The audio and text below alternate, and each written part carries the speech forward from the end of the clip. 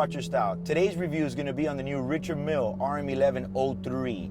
Now this one's in the NTPT case in the Red Quartz, and we're going to be doing the review today live from the inside of a brand new Ferrari 488 Spider.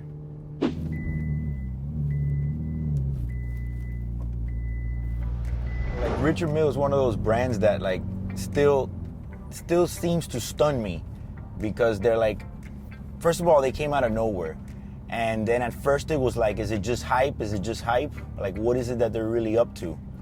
But, you know, the more I see it, the more they really have some intense development and manufacturing going on in these watches, you know?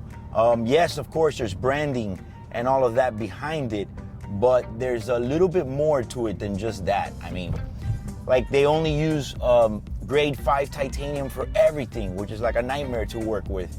All the machining processes are just the most extended and possibly long way, period, for anything. Nothing in a Richard Mille is made fast and easy. You know, they go like the most complicated way possible, from what I've gathered. I guess that's part of like their whole thing, you know? It's just kind of like, how do we make it the hardest way possible to make a glass or to make a screw? It's pretty much what it is. So some of the things that I think about when I think of Richard Mille is definitely not pure class, but more something like pure performance.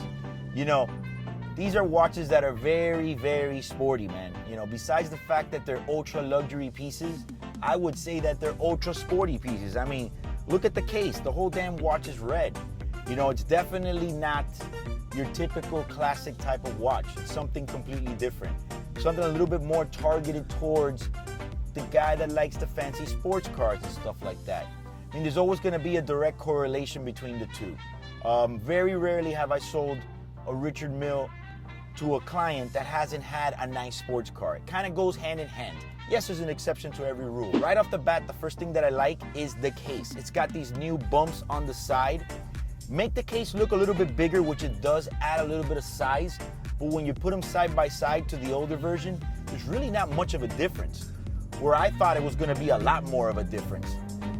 The crown stands out to me a lot because it just looks so much more robust as the previous model. The dial layout as well, they put a little bit more detail into this one than the previous one in the dial.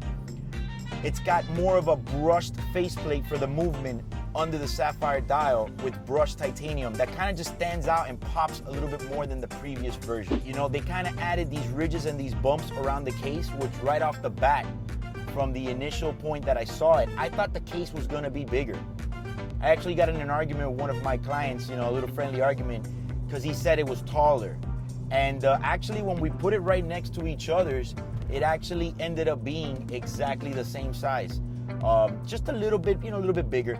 The crown is also bigger, which it's actually one of the better changes that they made.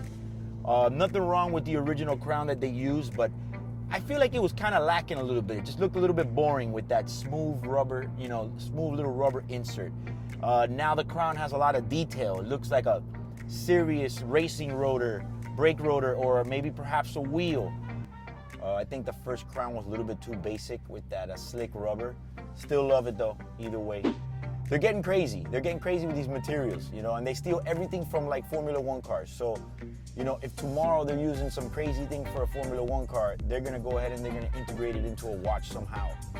You know, that's what it is. It's about that stuff.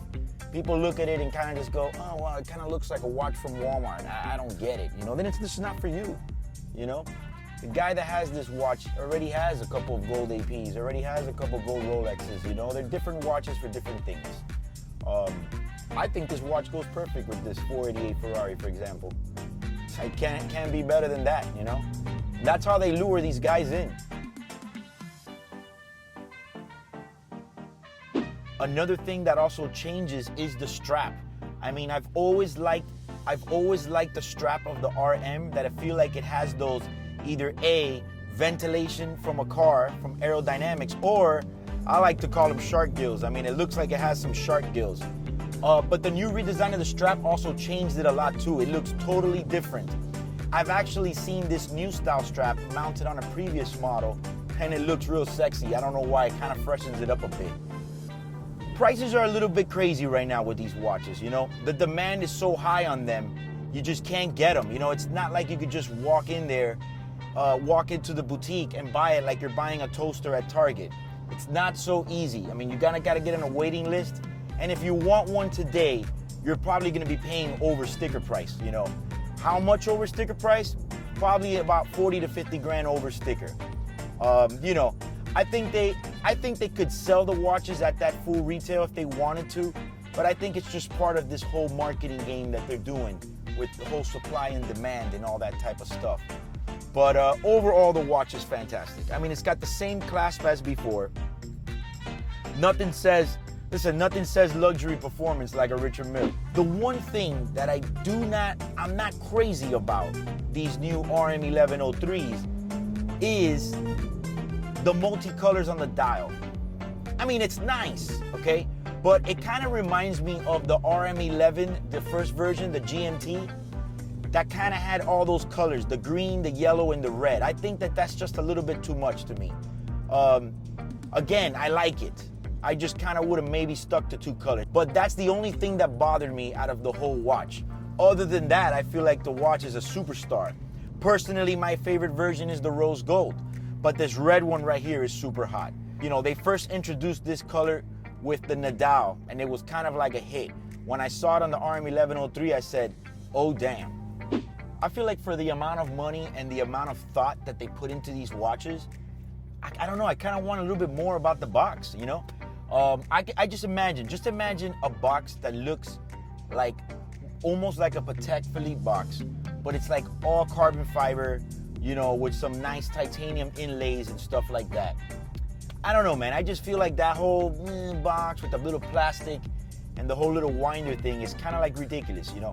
Who the heck would actually keep their Richard Mille inside of the box that's a winder? I don't know. I mean, I guess for that, you would just buy some badass winder and have them all in winders, you know, not just have this box. So I think that's the only thing that they should really go back to the basics on. The new redesign of the strap is also nice. Clasp is exactly the same. You know, Richard Mille is one of those watches that they don't necessarily have a click or a button on their clasp. It's more spring loaded, which is a little sketchy in my opinion, but it actually holds very good. I've never had a problem of this watch wanting to fall off or anything of that nature. Can't get a more comfortable watch than that. If you ever worn an RM1135 Nadal, it feels like you're just wearing nothing, to tell you the truth. Some of the redesigns and the layout of the dial is just a little bit more detailed. You know, they put a brushed grade 5 titanium base plate for the movement under the dial. A little bit more going on there. Just looks a little bit more interesting. They redesigned the date wheel where it's a little bit bigger and more bold. That's pretty cool, and it's got a nice little framing around it. You know, they got a lot of detail. You know, these watches got detail. Everybody always comes and tells me, why are they worth so much? And I said, man, it's branding. And like I said, they're not easily made. They just take the most complicated route possible to make these watches and make them as special and unique as possible. So, you know, as far as the watch game goes, heavy hitter, man. You know what I mean? If you're rocking an RM1103, you're obviously not new to this. You know, you're deep in the game, and you're obviously a serious player.